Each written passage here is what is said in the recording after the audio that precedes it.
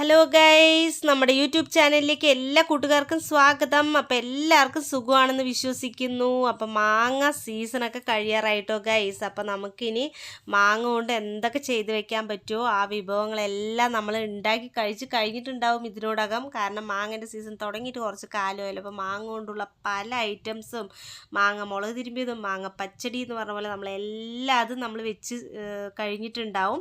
അപ്പോൾ മാങ്ങ ഇനി നമ്മൾ മഴക്കാലം ഒക്കെ ആയി കഴിഞ്ഞു കഴിഞ്ഞാൽ ഇനി നമുക്ക് മാങ്ങ അടുത്ത സീസണിൽ ഉണ്ടാവുന്ന വരയ്ക്കും നമുക്ക് യൂസ് ചെയ്യാനായിട്ട് നമ്മൾ മാങ്ങ സേവ് ചെയ്ത് വെക്കണം. അതിനായിട്ട് അടമാങ്ങയൊക്കെ ഉണ്ടാക്കി വെച്ച് കഴിഞ്ഞാൽ നമുക്ക് നന്നായിട്ട് കുറേ കാലത്തേക്ക് നമുക്കത് എടുത്ത് വെക്കാൻ പറ്റും, കേടേ വരില്ല.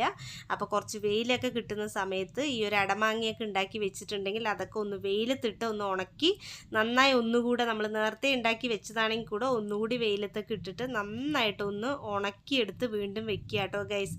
അപ്പോൾ നല്ല അടിപൊളിയായിട്ട് അത് കുറേ കാലം കൂടെ അങ്ങനെ നിൽക്കും. നമ്മൾ ഏതെങ്കിലും ഒരു നല്ല ടൈറ്റായിട്ടുള്ള കണ്ടെയ്നറിൽ ഒന്ന് ആക്കി വെക്കുക. വെയിൽ കിട്ടുന്ന സമയങ്ങളിലെല്ലാം നമ്മൾ ഇതൊന്ന് വെയിലത്തിട്ട് ഉണക്കി എടുത്ത് വെക്കുക. ഇനിയിപ്പോൾ മഴയാണ് വരാൻ പോകുന്നത്, ആ ഒരു ടൈമിൽ നമുക്ക് വെയിലൊന്നും ഉണ്ടാവില്ല.